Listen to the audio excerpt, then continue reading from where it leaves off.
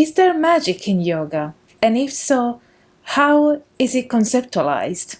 Stay tuned if you want to find out.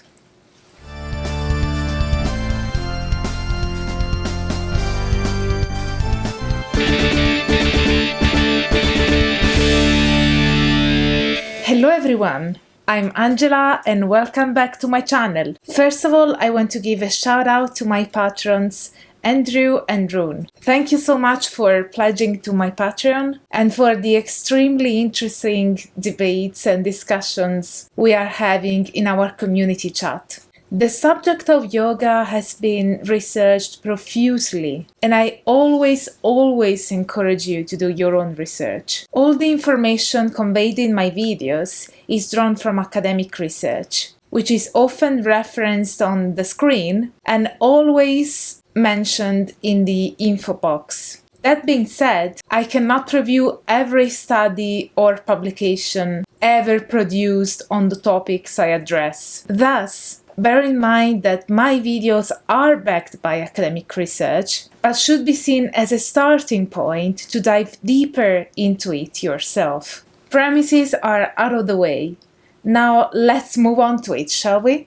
The two main sources for this video's content are A History of Modern Yoga, Patanjali and Western Esotericism by Elizabeth Michelis, and the brilliant contributions within the volume Yoga Powers, Extraordinary Capacities Attained Through Meditation and Concentration, edited by Johannes Bronckhorst. Yoga is one of the 6 orthodox schools in the Hindu philosophy, more often referred to as Hinduism. The original Sanskrit name for these schools of thought is Darshana, which means view, opinion, and they are deemed orthodox because they recognize the spiritual authority of the Veda. And yes, I'm not using the English S to make a plural when it comes to Sanskrit terms. Yoga comes from the Sanskrit root yug and translates as yoking, joining,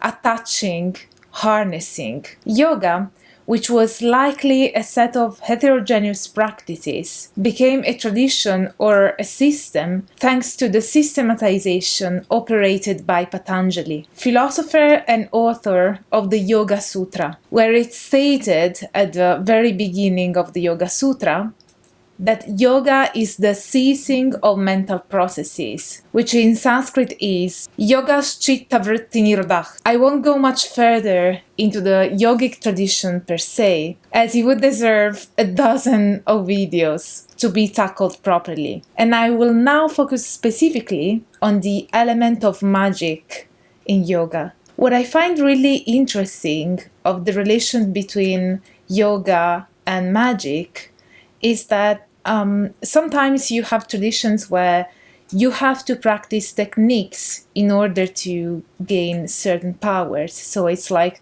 the powers, the extraordinary abilities that you can develop are your aim or your purpose. Whereas in yoga, it's quite different, as basically the powers that you are going to develop during your spiritual path are basically some things quite unavoidable in your path, in your journey towards divinity. In Sanskrit, there are a number of different words which are used to describe the powers that you will obtain by following the yogic system. In the Yoga Sutra, we have, for example, jnana, which is knowledge or extraordinary knowledge, aishvarya, which is mastery, siddhi, which is accomplishment, attainment, vibhuti, which might be omnipresence. And yet we may say that the most popular word which is used to describe the extraordinary abilities which are attained through yoga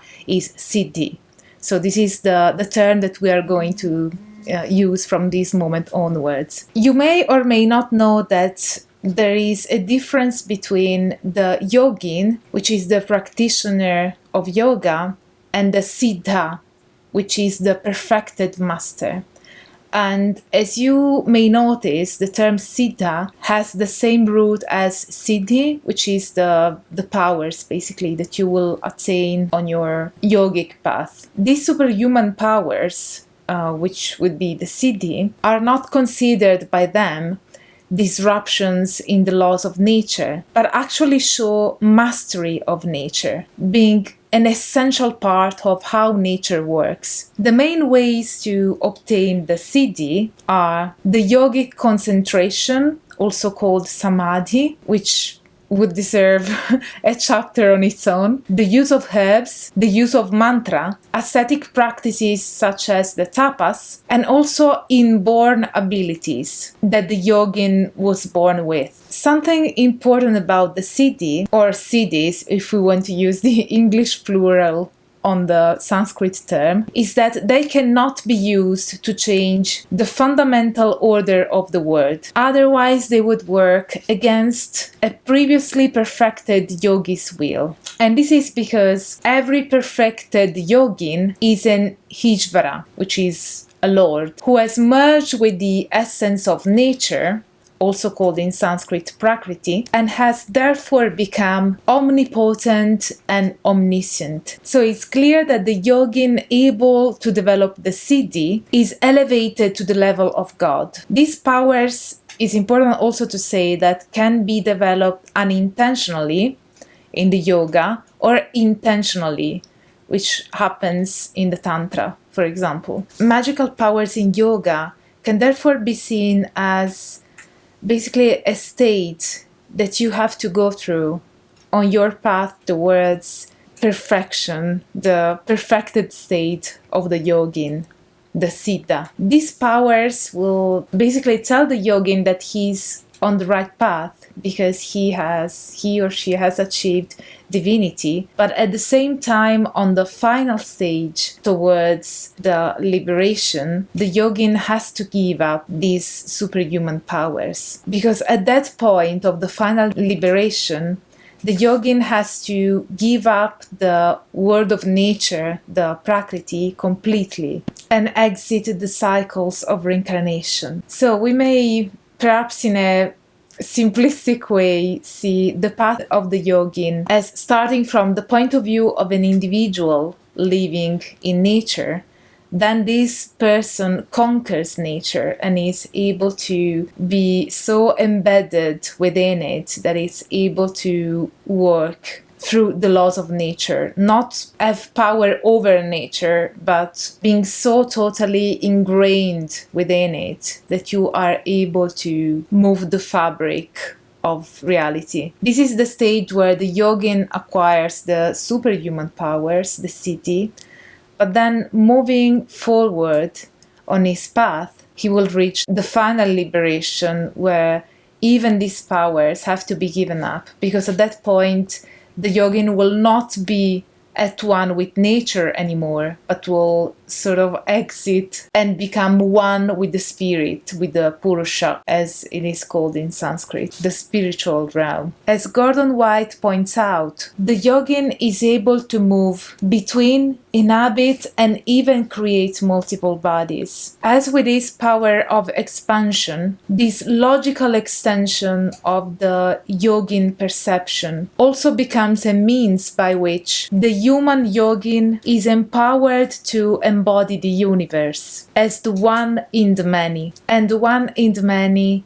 is in fact the depiction of what nature is about and how nature unfolds. So as long as the yogin is within nature and is able to conquer nature, he or she will develop these superhuman powers.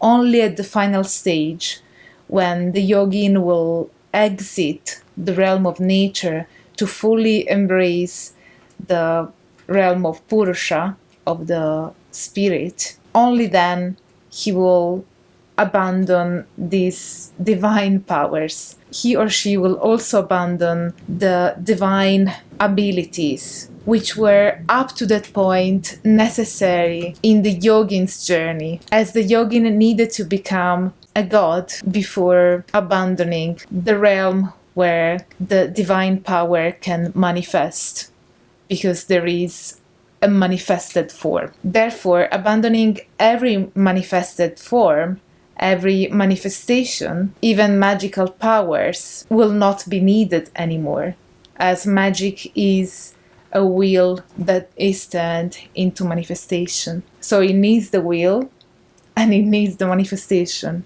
When the yogin exits the realms of manifestation, then magic cannot happen anymore.